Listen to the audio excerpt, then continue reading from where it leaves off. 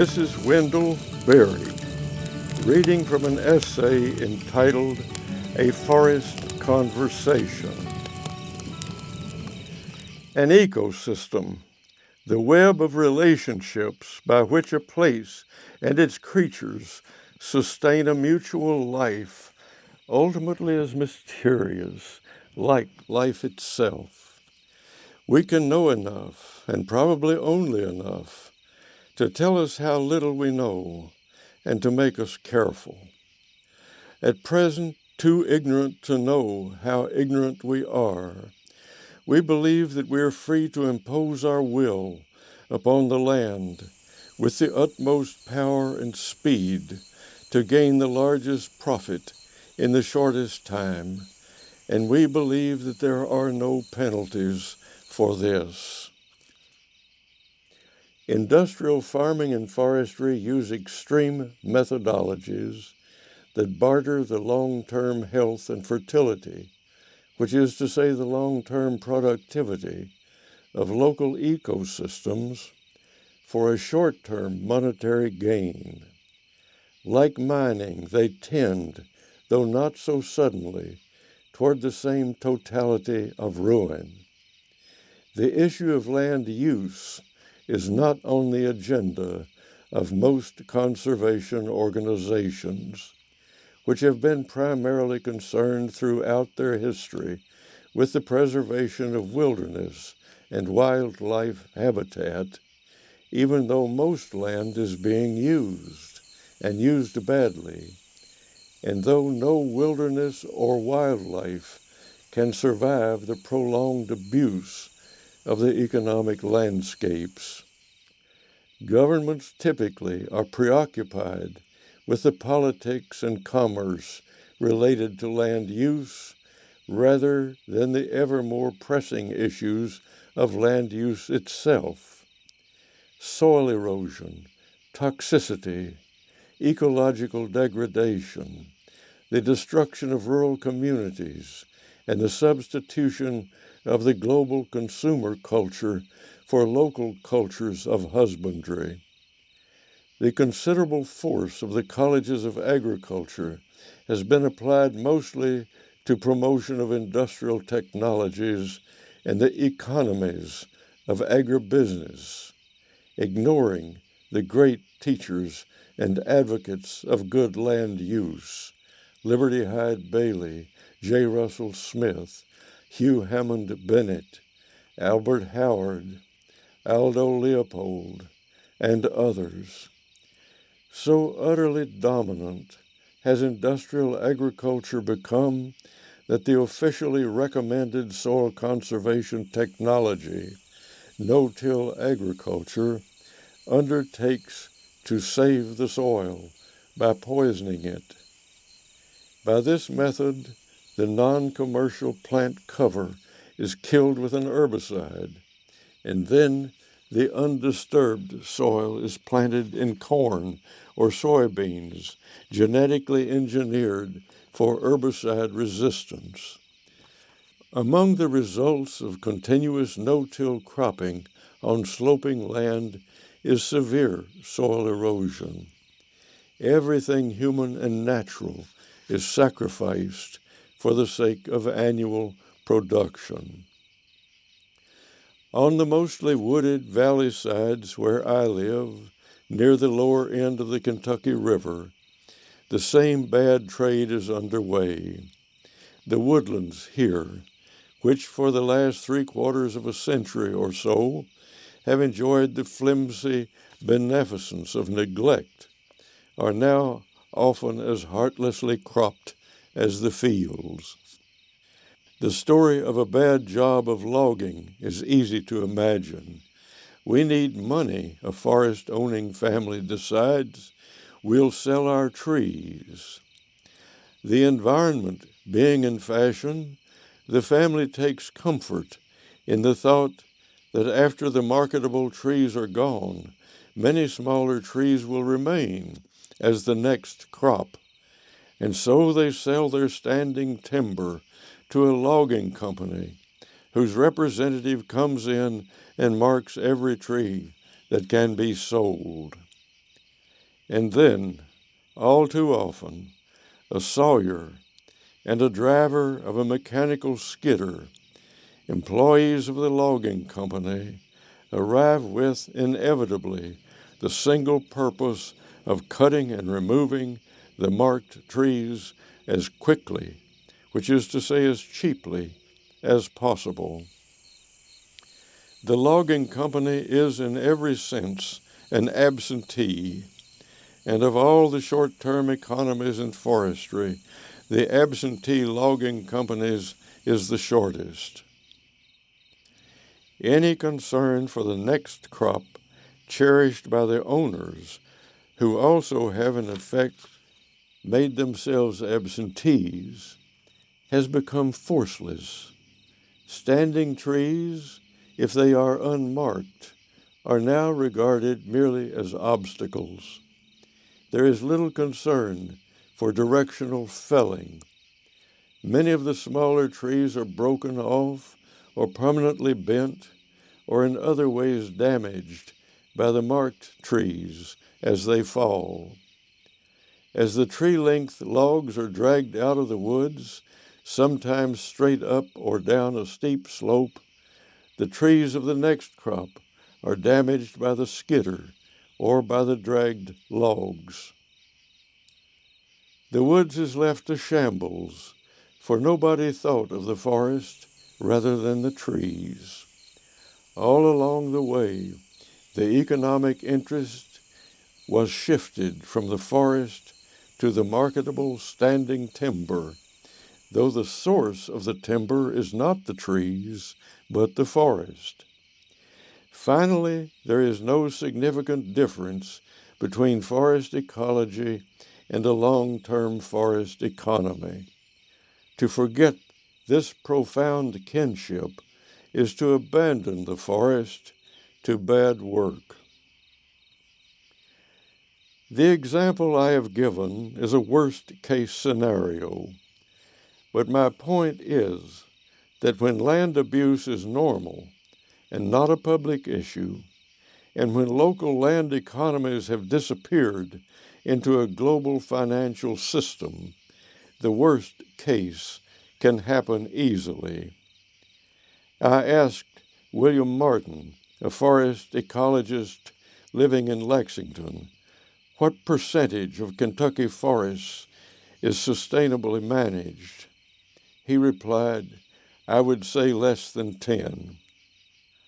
Jim Finley, a forester at Penn State, would apply the same fraction to the forest of Pennsylvania, but he suggests that healthy is a better term than sustainably managed. The damage extends to the human community when, as often happens, the cut timber is transported out of the neighborhood and even out of the state without so much as a stop at a sawmill, thus yielding the least possible local benefit from a local resource. The U.S. Department of Agriculture and the land-grant colleges of agriculture seem to regard forestry as a kind or division of farming. This risks confusion and requires thought. For example, the use of harvesting as a synonym for logging seems at first to be merely euphemistic. People of delicacy wish to have their woodlands harvested as they wish to have their meat processed. But harvest, Middle English harvest, meaning autumn, was associated originally with annual grain crops that ripen in the fall. When we harvest a crop of corn, we take all that is of economic worth, which, with some special exceptions, is a bad way to treat a forest. Like the grasses and forbs of farm pastures and hay fields, trees are perennials. But unlike the grasses and forbs, which mature and can be cut once or more than once every year, trees keep growing bigger year after year, sometimes for hundreds of years. Forests also are more complex in structure and diversity of species. You can't learn to manage a forest by managing a pasture. Farming, moreover, must always be to some extent a compromise with the local ecosystem. Whereas the farmer requires from the farm, specifically for human use, several plants and animals that the ecosystem in its natural state would not produce, the best foresters ask the local forest ecosystem only to continue to produce what, according to its nature, it produces best, primarily trees of the native species. A properly diversified forest economy produces more than trees, of course, and a healthy forest contributes to the health of the soil, water, air, and all other constituents of the natural world. The forest submits to compromise only by allowing the foresters to take timber and other forest products for human use if they can do so without destroying the integrity and the continuous productivity of the ecosystem. Forest owners, however, may have a good deal to learn from livestock farmers, little as such farmers may know about forestry. No sane farmer would sell all her brood cows, keep their heifer calves, and wait for another calf crop until the heifers have become old enough to breed and calve. But forest owners do substantially that when they sell off every marketable tree, except that the forest owners or their descendants may have to wait for generations, not years, for another marketable crop. Nor would a sane cattle farmer high-grade his herd by selling his best cows and keeping and breeding the worst. But people who high-grade their woodlands do exactly the same thing, selling the best and keeping the worst, which, if not thoughtless, as it usually is, would be insane. The best logging, however, we may rightly call culling. The forester's name for it is worst first, single tree selection. By this method, the trees in the area to be logged are looked at individually, evaluated according to standards of worth and health, and the worst are carefully removed, leaving only small openings in the canopy and doing the least possible damage to the trees, young and old, that remain, and to the forest floor. The worst are trees that are diseased or dying, leaning trees that are more likely to fall as they grow more top-heavy, trees that branch too low or are otherwise inferior in conformation. But I need to interrupt myself here to notice that my need to be clear has led me into oversimplification. A stand consisting only of the best trees would be a tree farm, not a forest. A healthy forest would necessarily include some less valuable or unmarketable species and some diseased and dying trees, so as to sustain the finally unimaginable diversity of creatures that belong to the natural forest. Good foresters know this and are charitable toward members of the forest community that by the standards merely of economics would be considered worthless. The essential point is that by applying the standard of ecological health, which is the standard of long-term economy, the good forester will leave standing numerous marketable trees because they are healthy and flourishing, and by doing so will maintain the forest at its highest productivity. The explanation for this comes from elementary geometry. A quarter-inch of annual growth on a tree 2 feet in diameter is far more than a quarter-inch of annual growth on a tree 6 inches in diameter. A flourishing large tree makes more marketable wood per year than many small ones. A woodland logged in this way can be logged fairly frequently, at intervals of 10 or 15 or 20 years.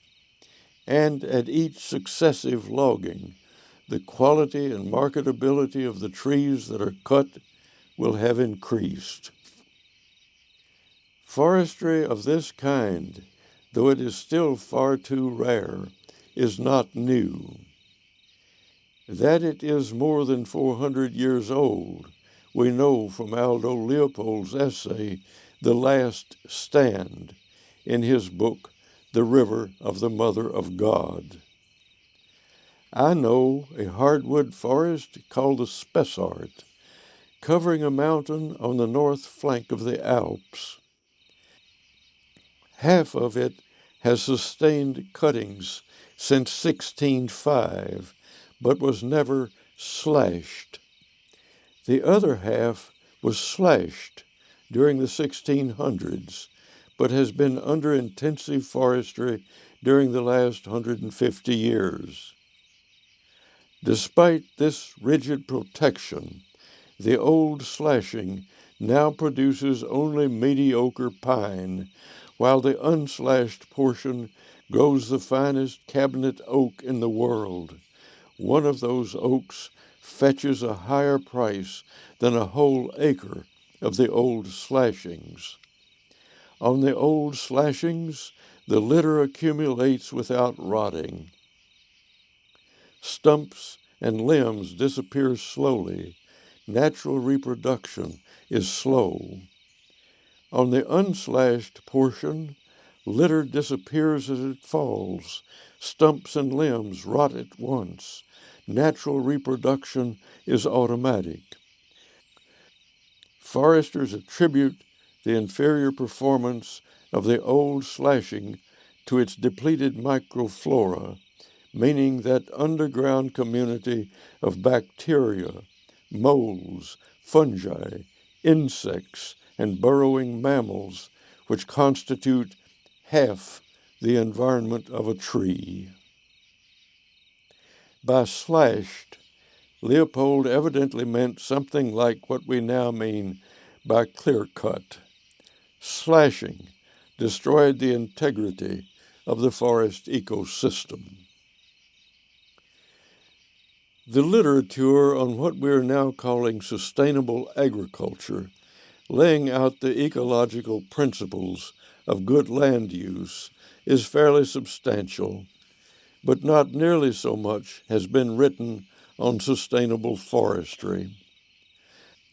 To learn more about that, it is necessary to become familiar with one or more of the few exemplary forests where good practice is well established and for which there is some published accounting. Or one may study the ways and the work of exemplary loggers and forest managers. Bad logging, like bad farming, comes from estrangement between the industrial economy and nature's ecosystems. Most land users, as they come more and more to adopt industrial technologies and attitudes, know nothing or think nothing of ecology. And few ecologists or people oriented to ecology or involved with or familiar with or even interested in the economies of land use. When you find a farmer or a forester who has united the inescapable economic concern with an equally compelling interest in ecology, that is when you had better stop and take notice. I first met Jason Rutledge a good many years ago when both of us were visiting Washington and Lee University in Lexington, Virginia, which is in Jason's home country. He was talking then, and he is talking still, on the closely related themes of sustainable forestry and logging with horses. Since that first encounter, our paths have crossed fairly often in the woods and at various field days and conferences. Worst first single tree selection is language I first heard from Jason, a logger who uses horses, Suffolk horses, he would want me to say, to skid the logs out of the woods. He is also a teacher whose alumni are scattered about in the woods, horse logging on their own and earning a living by doing so. It was Jason Rutledge who introduced me to Troy Firth. Like Jason, Troy is an advocate for sustainable forestry and is worth listening to because his advocacy, like Jason's, rests upon practice. Troy is a forest owner whose holdings are extensive. He is a forester and logger who operates his own sawmill. He is also owner and manager of Firth Maple Products, the chief product of which is maple syrup. This year, which would be 2010, Troy and his crew tapped 17,000 sugar maple trees and made 6,100 gallons of syrup. Next year, they plan to tap 22,000 trees. Troy has lived and worked all his life in the neighborhood near Spartansburg, Pennsylvania, long occupied by his family. His house is on Firth Road. Troy's involvement in the woodland economy of his region is elaborate and of long standing. He is not a waster of words, and I think this is because he is confident both of his knowledge and of the limits of his knowledge. He has a reliable sense of humor and is generous with his knowledge, but he generally keeps quiet unless he has something worthwhile to say. The result is that when he talks, you listen, and you're apt to be surprised at how much you remember of what he has said. From his student days, Troy has been inclined toward the woods. While he was in college, he took 2 years off to work as a logger. He accumulated some money and in 1972 bought woodland, which at that time was cheap. He counted his purchase as an investment, but it was more than that. His interest in forestry had become a passion, as it still is. In college, he majored in history, not forestry, which he thinks was a good thing, for a person's education should be broad rather than vocational. As he went on with his work in the woods, he realized that the conventional and recommended brand of forestry was wrong. It went against nature and was not sustainable. I asked him how long it took him to see this. He said, not long. It was obvious. He had, he says, no role model or mentor, nor was he acquainted with examples to show him what to try for. This part of his education, the postgraduate part, was up to him. He simply rejected the conventional practices and tolerances that over time reduced the productivity of the forest, and from there he was on his own. The change of mind from forestry as an extractive industry to the study of sustainability must always involve a radical shift in perspective. One ceases to think of the source of sawlogs as trees, which can be cut according to wishes or needs or standards that are merely economic, and begin the understanding, far more complex and difficult, but also far more interesting, that the source is the forest ecosystem. In 1985, Troy bought more woodland, and he has continued to do so at the rate of a property or two a year. He and his wife, Lynn, got married in 1988. The wedding took place on a beautiful day out in the snowy woods in January. Such a wedding certainly suggests a strong liking for the woods on the part of both bride and groom. And I would say that it suggests, more than most weddings, a strong mutual interest in getting married. Lynn and Troy have a daughter who, like Troy, is an only child. Marriage and parenthood for responsible people lead to consideration of futurity and mortality, duties and limits. Troy and Lynn now had their daughter's future to think of, along with the future of their woodlands. This led them to the deliberations and arrangements of estate planning. Like, in fact, a good many people, Troy thinks there ought to be a limit to a parent's bequest to a child. Too much makes things too easy. Eventually, he asked his mother to change her will, removing him as heir and leaving her entire estate to his daughter. His mother's estate, he says, amounted to something, not too much. Providing for the future of the woodlands was a more difficult problem, for it involved more time, more unknowns, and evidently there were no precedents. Good management for the length of a human life is certainly a gift to the forest, but it is pathetically brief. A single tree may live several times as long as a human. A forest, kindly used, may outlive unimaginably any of its trees.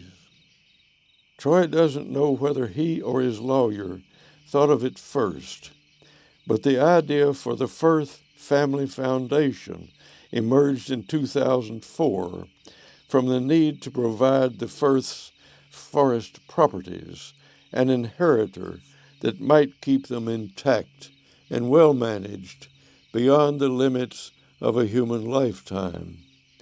This is the same impulse that has led to the formation of land trusts to hold development rights or conservation easements in order to preserve farmland or open space beyond the lifetimes of present owners.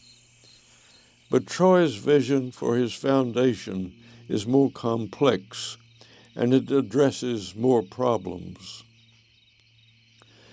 One of the most daunting problems in forestry, especially in forested lands that are privately owned, is fragmentation. Small holdings in farmland make sense or can be made to make sense, but small holdings in a forested landscape, and the average privately owned forest acreage in Kentucky is just under 20 acres, In Pennsylvania, it is 16.7, are too small both economically and ecologically. A small woodlot on a farm can contribute significantly to the economy and the life of the farm, but a scattering of small forest properties, even if well used, cannot sustain a forest ecosystem. Another problem is short-term management of large tracts of forest by financiers or investors who, for an acceptable return in 15 years, may high-grade their properties or cut everything and then subdivide the land for second homes. The problem, predictably, is that short-term land management leads almost inevitably to long-term exhaustion. As the land resource declines, in forestry as in farming, so necessarily does the local land economy and the local human community. As the human community declines, there are always fewer actual or potential good husbanders of the land. As this cycle turns, whatever the nation and the national economy may be doing, the country and its native health and wealth spiral downward. Troy understood that the good health and productivity of his own woodlands depends on good use sustained over a long time. But good health cannot be bounded and isolated like a property. The good health of part of a forest depends on the good health of the whole forest. It would not be enough for the foundation to serve merely as heir and steward of the Firth's personal holdings. The foundation could serve as heir also to other forest owners who might bequeath or donate their properties to it. Beyond that, the need is to exemplify and promote sustainable forestry for the sake of the forest ecosystem as a whole. The goal of the Firth Family Foundation was, quote, to promote and practice long-term sustainable forestry while conserving working timberlands throughout Pennsylvania, New York, and the surrounding states, end quote. By 2010, the Firth Family Foundation had transformed itself into the Foundation for Sustainable Forests, a land trust. The name had become more general, but the regional boundary had been retained. Troy hopes that eventually there might be numerous regional associations that could work cooperatively. The goal is an abundance of intact forest ecosystems that provide for the widest range of native biodiversity possible, sustainable forest products, the economic viability of rural communities, and recreational opportunities. What Troy had forming in his mind, what apparently is still forming in his mind, is the idea of a sustainable forest economy. Like any sustainable land economy, it would have to form locally, taking shape in response to local conditions, limits, and opportunities. The influence of its example and working principles would then extend to anybody who might be interested. Troy's ultimate wish is to do whatever can be done to protect land. An example of sustainable forestry adapted to one place cannot be applied like a stamp to a different place. What can be applied are right principles and standards, and some understanding of what is involved in the effort of adaptation. But a forest economy, however well adapted, however concordant with its ecosystem, cannot stand or continue alone. For a local economy to become truly sustainable, it must function as a belonging, a support, and an artifact of a local culture. The great need we're talking about is to hold the local forest ecosystem together, but that leads to a second need, just as great, which is to hold the local forest economy and therefore the local human community together. The two needs could be answered only by a thriving, confident, stable local culture in which the young would learn from their elders. Change and innovation would naturally occur, but would not be imposed from the outside or for the benefit primarily of outsiders. Nor would the changes and innovations arrive at the breakneck speed of industrial innovation. The community would understand that it exists, in part, to cherish the forest and to preserve its knowledge of the forest. There is a good deal of supposing in that last paragraph. In America, or in the history of old world races in America, we have no example of an economic enterprise ecologically and socially sustainable. To imagine such a thing, we have to consult scattered pieces. Any conversation at home between grandparents and grandchildren is potentially the beginning of a local culture, even of a sustaining local culture, however it might be cut short and wasted.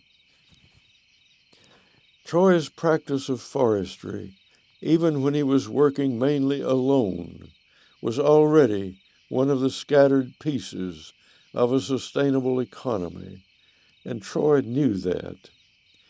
But as he also knew, it was not nearly enough. He needed to be talking about his work with somebody, a younger somebody, at work with him. And so in 2005, he looked about in the Spartansburg area and hired Guy Dunkle, a bright young man just out of college, who, like Troy, was locally born and raised. I had gathered from my conversations with Troy that he had hired Guy as an apprentice or understudy, supplying the younger half of the necessary conversation. But when I asked the name of Guy's position, hoping for better understanding, Troy said, not to my surprise, "We're not much on titles." He spoke of Guy simply as a forester for Firth maple products. In the most practical terms, Guy is a younger forester coming behind an older forester and learning from him. Everything depends on that, Troy said. It is more than passingly significant, I think, that this complex enterprise of forestry, sawmilling, maple products, and an emergent foundation is not much on titles, and that its executive staff consists of two foresters involved in the fate of the same woodlands. It is significant also that Guy's college degree is in environmental science, not forestry, and that his job interview was conducted in the course of a week's work in the woods with Troy, tapping maple trees. Guy Dunkle enjoys describing his job as whatever Troy doesn't much want to do. And so it was Guy who drove to Erie to meet my plane on May 16th, 2012, when I came to walk and talk in the woods with the two of them and to take part in a couple of public events promoting the foundation. I had met Guy in October 2005 at one of Jason Rutledge's logging sites in Virginia. But our drive from the Erie airport to supper with Troy and Lynn Firth at their house was our first opportunity, actually, to become acquainted. Guy is a tall, lean, pleasant man, impressive in several ways, not least for his apparent innocence of the too common wish to make an impression. He is not as quiet as Troy, but he is quiet enough. He seems right away to be a man of settled character, and you suppose he has answered several of the important questions about his life and his vocation. He and his wife, Wilma, have two young sons. They are living on their own farm, which is partly wooded, partly planted in Christmas trees, and partly in pasture. We spent a good many miles of our drive in a conversation about raising sheep. A young man with a farm and fully interested in it may be assumed to have some permanent intentions. When we arrived at the house on Firth Road, Troy had come in from his day's work. Lynn gave us a good supper, most welcome to me, for my noon fare at the Cincinnati airport had been both meager and bad. I had asked Troy to show me as much of his practice of forestry as I would be able to see in the time available, and he had laid out a crowded itinerary. Soon after we had eaten, he and Guy and I used up the rest of the day on the first three stops of my tour of places important to see. First, we made a fairly quick drive through at Troy's sawmill, most memorable to me for the ricks of beautiful large black cherry logs.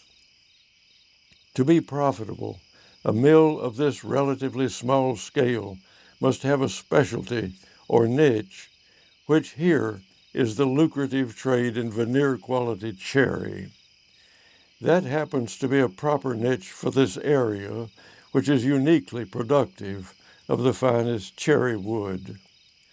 To maintain the necessary stock of good logs, since he can't supply all he needs from his own relatively limited acreage, Troy regularly logs timber sales in the Allegheny National Forest or the Susquehannock State Forest. We next went to the headquarters of Firth Maple Products, where the sap of thousands of trees is collected, reduced by boiling to the proper consistency of maple syrup, and bottled. My own country has a lot of sugar maples, but we have no tradition of syrup making. We do, or did, have something of a tradition of sorghum molasses making, and so I understand in principle the boiling down of a thin, mildly sweet liquid to a viscous liquid that is intensely sweet. But this equipment of Troy's maple syrup factory far exceeded in both scale and complexity any that I had seen before. Troy's woodlands are full of pipelines. The black plastic pipe, most of it an inch and a quarter in diameter, is tightly stretched, reinforced by high tensile galvanized steel wire, and secured at about knee height by other wires guyed to trees on either side. Small transparent tubes run the sap from the trees to the black pipes. I was impressed by the sturdiness of the pipelines, which are installed to last for several years, and also by the care with which they had been attached to the trees. Every wire that went around a tree was buffered by blocks of scrap wood to prevent injury to the bark. The pipelines carry the sap to tanks at well-sited collection points from which it is trucked to the boilers. Troy is alert for any way to reduce costs. The maple syrup operation requires large tanks of various sizes and kinds, and many of these have been bought cheap, used or damaged, but still good. The trucks are mostly stainless steel milk tankers, also used but good. If you have limited or no control of the markets you buy and sell on, thrift becomes an essential virtue. Our third stop on the evening of my arrival was at a woodland that Troy had logged, he thought, 10 times in the last 45 years. And here we came to our principal subject and the purpose of my trip. Clearly, no patch of forest could have been so steadily productive for so many years if it had not been knowingly and carefully logged. And in fact, this was an excellent demonstration of the results over time of worst first single tree selection. The last cutting had been recent. The tops of the stumps were still bright and unweathered, and yet you could see immediately that the forest in that place was ecologically whole. There were no too large openings in the canopy. The remaining trees were of a diversity of sizes, from large to small. None of the remaining trees had been damaged by the felling or skidding. Because the skidding had been done with horses, the ground had been only slightly scarred. The skid trails would mostly disappear by the next year. My visit with Troy and Guy, and then with Jason Rutledge and his son Jagger, who arrived on Thursday afternoon, was from Wednesday evening until mid-morning on Sunday. Subtracting the several hours when we merely sat and talked, we probably spent 2 longish days walking, looking, and talking in the woods. In the bright, early sunlight of Thursday morning, we walked into an open woodland of tall trees, and under them, a uniform stand, virtually a garden of graceful, hay-scented ferns. This was a pleasant, scenic place where one might like to have a picnic, the sort of natural place that many a nature or wilderness enthusiast would like to preserve. But there was a problem. There was no understory to speak of, no seedling trees, saplings, or shrubs, or the smaller plants that in a thriving forest would occupy the spaces between the ground and the lower branches of the tallest trees. The succession of the trees had been broken. If one should be felled or blown down, there would be none to replace it. The culprit was the beautiful hay-scented fern, whose rhizomes and roots grow so thickly in the top layer of the soil that they cannot be penetrated by the roots of seedlings, and whose fronds steal the light from other plants. This domineering population of ferns is caused by an overpopulation of white-tailed deer, who eat and destroy the plants that compete with the ferns. Once the fern carpet is established, it remains dominant. Reducing the deer population then has no effect, and another remedy must be found. Among the ferns, a few blackberry briars were scattered about, and these may offer some hope. It may be that where the blackberry roots have pierced the fern mat, the roots of other species may follow and take hold. Or it may be that the blackberries, because of their earlier leafing in the spring, will shade out the ferns. The interaction of the two species is as yet unclear. Alternatively, the ferns may have to be set back by the use of an herbicide. The immediate problem here for the long-term commercial forester, this is the point, is an ecological problem. How to restore to this impoverished woodland the highly diverse vertical structure indicative of ecological health. The predominant and most valuable trees of this region are black cherry and sugar maple. In addition, there are northern red oaks, some white oaks, white pines, and red or soft maples. Because of their yield of sap, the sugar maples have a special status in the Firth woodlands. They are dual-purpose trees.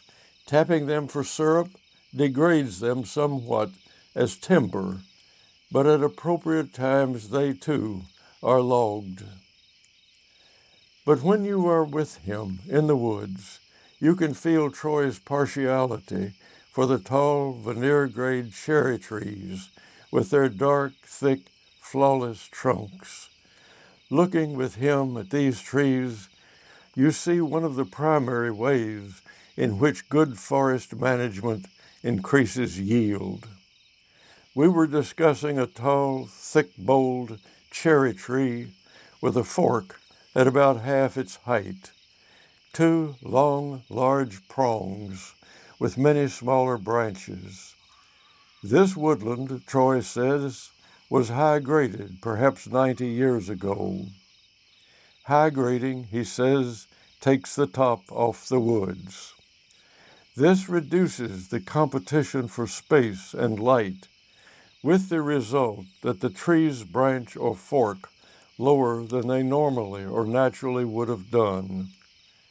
This particular cherry is a valuable tree that will yield a log of high quality, but the main log will be half to two-thirds as long as it would have been in a properly managed forest.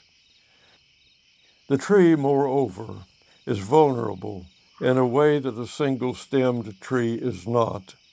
Cherry is a brittle wood.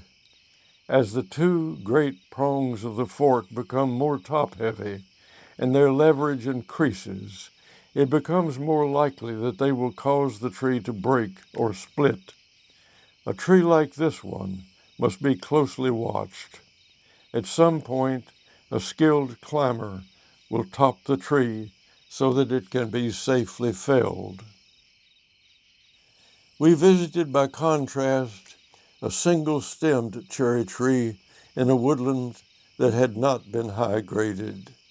This tree was perhaps 90 years old, about 20 inches in diameter, at breast height, still flourishing, still making wood, and not nearly so old as with right management it may become.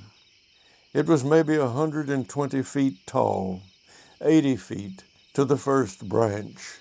Someday it will yield 5 16-foot logs, the first two of veneer quality. It was by any measure a beautiful tree. We spent a good while looking up at it and complimenting it. The great event of Friday morning was our encounter in the woods with two young Amish teamsters driving their two-horse teams from the high seats of the elegantly engineered carts known as logging arches, which are used for skidding logs out of the forest. The carts are so constructed that when the horses tighten against a log, the log's own weight causes its forend to lift off the ground, thus reducing friction, lightening the draft, and minimizing damage to the wood's floor. More remarkable were the two teams of horses that provide the traction power. These horses do the hardest sort of work day long, every weekday, drawing heavy logs over rough ground, and yet they had the appearance of show horses. They were sound, bright-eyed, in excellent flesh, their coats unflawed and shining. Their condition spoke well of everything involved, but principally of the intelligence, care, and skill of the teamsters. These were friendly, articulate men in their late 20s or early 30s.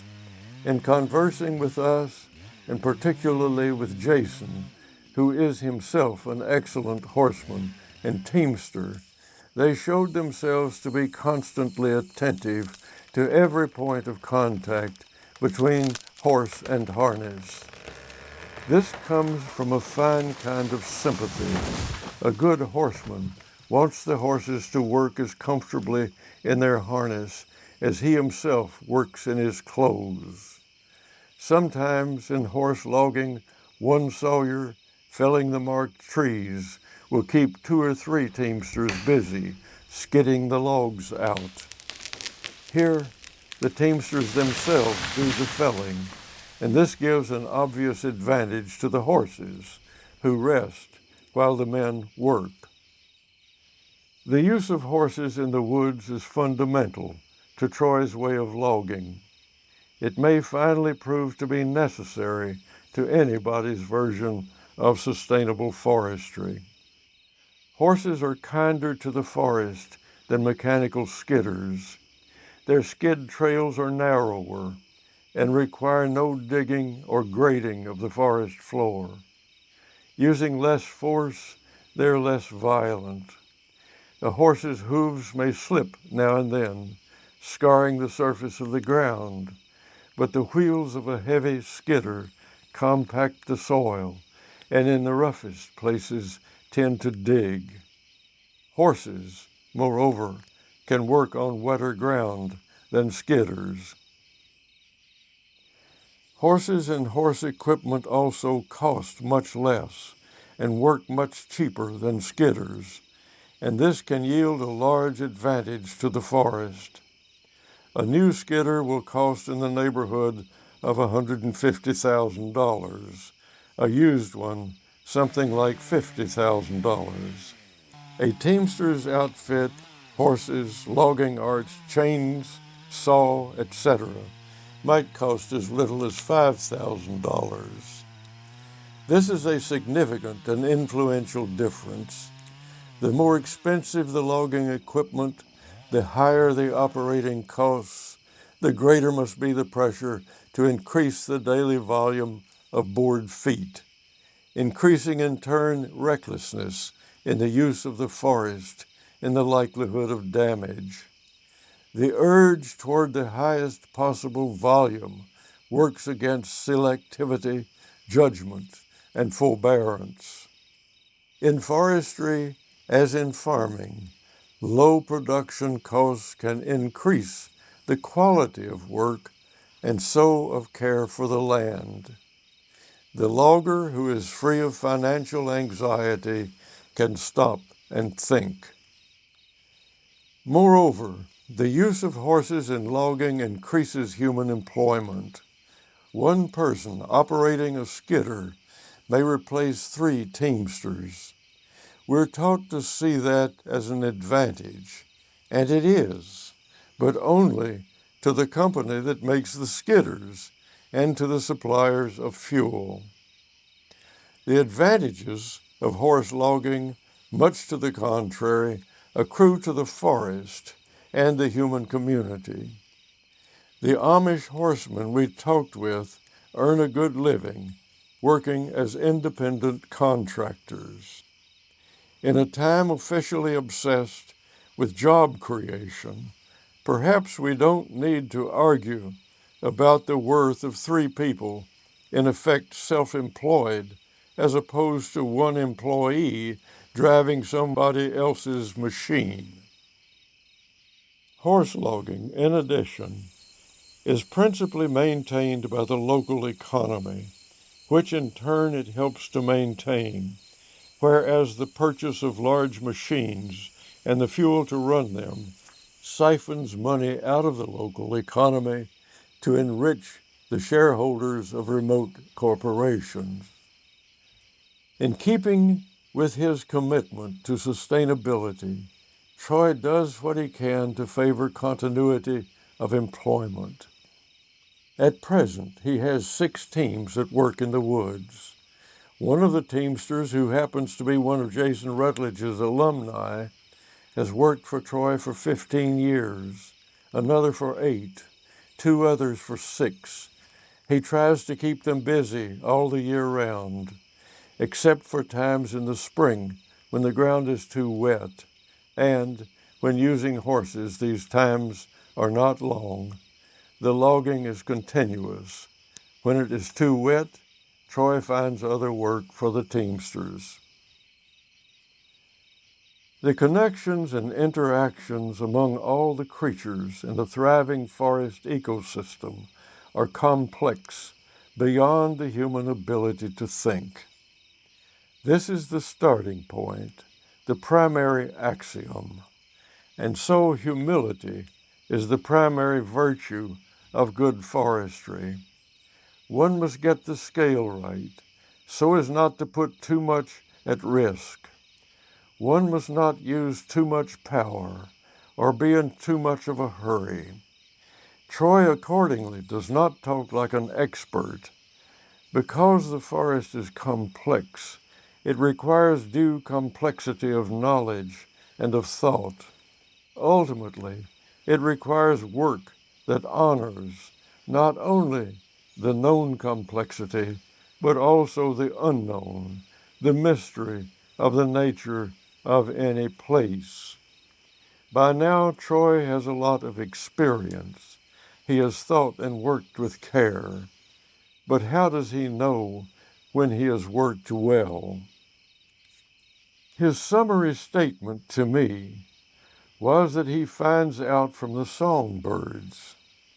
If one of his woodlands, as a result of his care and management, is ecologically healthy, if there is enough diversity of the species and ages of the plants, from the lowliest flowers and shrubs to the tallest trees, if the vertical structure is right, then you will hear a lot of birds singing. This is not a Disney sentimentalism. The birds are not singing to compliment Troy.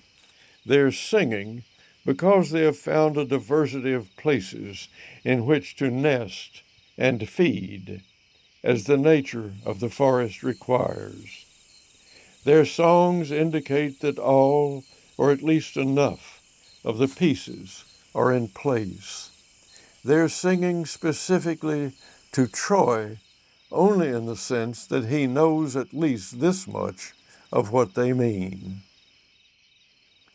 Another virtue essential to good forestry is generosity.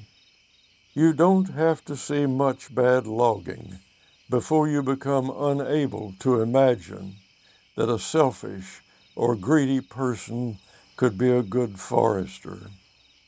A good forester thinks first of the forest. I remember Troy saying at a forestry meeting several years ago, "A bad logger goes to the woods thinking of what he can take out. A good logger goes to the woods thinking of what he should leave."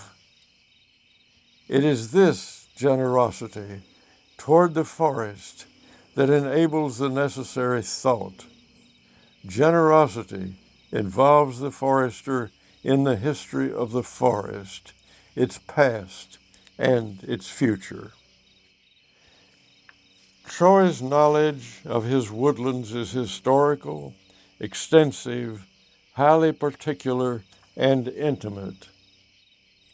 If you follow him through the woods for several hours, you realize that you're passing through a succession of distinct places, each different from any other in its community of plants, slope, exposure, soil quality, history, problems, and so on. About each place, Troy is likely to know a more or less adequate history from the visible evidence, from local or personal memory, from dated aerial photographs. He will know that a given place until a certain year was cleared and farmed, or he will know that another woodland was high-graded 80 years ago, or that another was carelessly logged 50 years ago. He is aware, of course, of general principles, ideas, and theories of forestry, some better than others, but he says with emphasis, forestry is mainly observational rather than theoretical. By observation, Troy means walking and looking, paying attention, season after season, for many years. Eventually, a profound familiarity will grow between an observant forester and the places of the forest. Such knowledge is what we mean, maybe, by sympathy, or sixth sense, or intuition. It is the knowledge that tells one, in a given situation, where to look, or what to expect, or how much is enough. It tells what to take and what to leave. Though this certainly is knowledge, and though it certainly comes by a kind of education, it cannot be conveyed in courses or curricula or majors. This education is observational, and it takes many years. To know competently a tract of forest, Troy says, is going to take decades. That's all there is to it. You can't learn one woodland by studying another, and you can load only a limited amount of competent or workable knowledge into one mind in one lifetime. This is why it is important for good foresters both to stay put and to have local successors. The United States Forest Service makes a practice of moving people around. We recognize this as an industrial ideal. The supposedly easy mobility of human populations is an exploitable asset. Troy's idea, on the contrary, is to stay in place himself and to hire local people for life. There is a sound economic reason for this, in addition to its obvious ecological value. Local knowledge of the local forest, like the forest itself, is an asset. A local or personal economy, no matter how intelligently and kindly managed, cannot be made entirely immune to changes in the larger economy. No matter how false or fantastical the larger economy may be. And so in the recession that began in 2008, Troy says, I lost a bundle. His inventory of standing timber fell off a cliff. Now things are improving, and he recently hired 2 more skidding teams. In general, the Firth economy, within a larger economy never favorable to the economies of land use, has done remarkably well.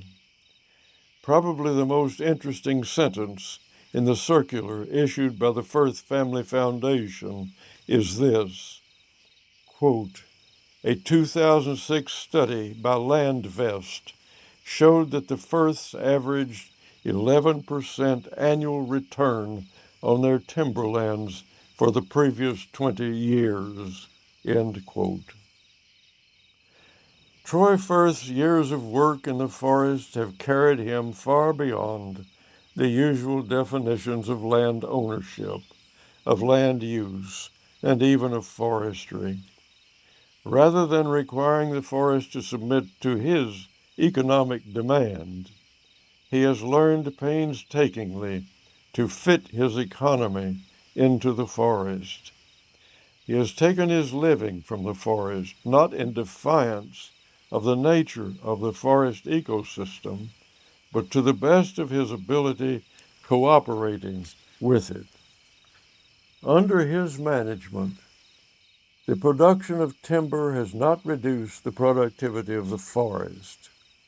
On the contrary, his management has increased productivity.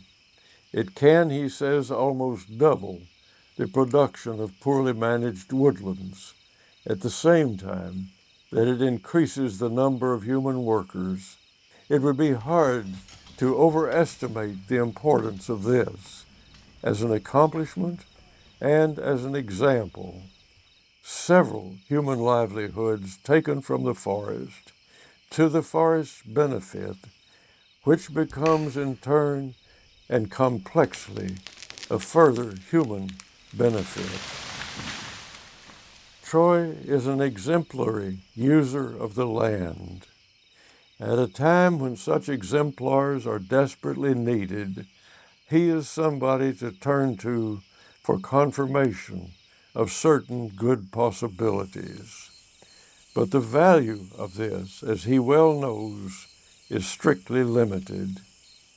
One or two good foresters here and there are not enough, nor even would be some widespread brand of sustainable forestry given an official label in the fashion of organic agriculture.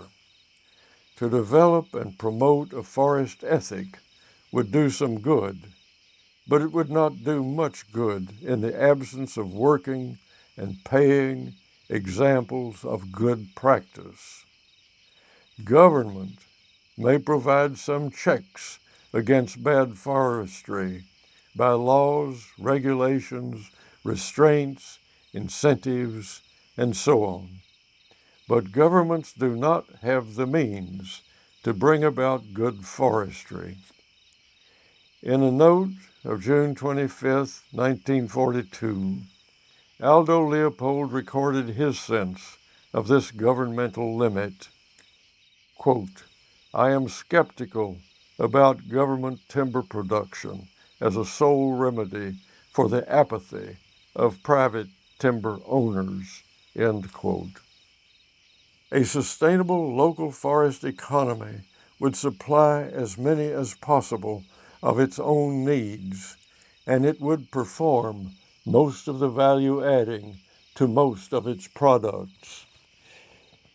A countrywide project of sustainable forestry would require for many years an increasing number of such economies, which would in turn depend on the coincidence of available decent livelihoods from the forest with the passion for forestry that came to Troy in his student days and has continued with him ever since.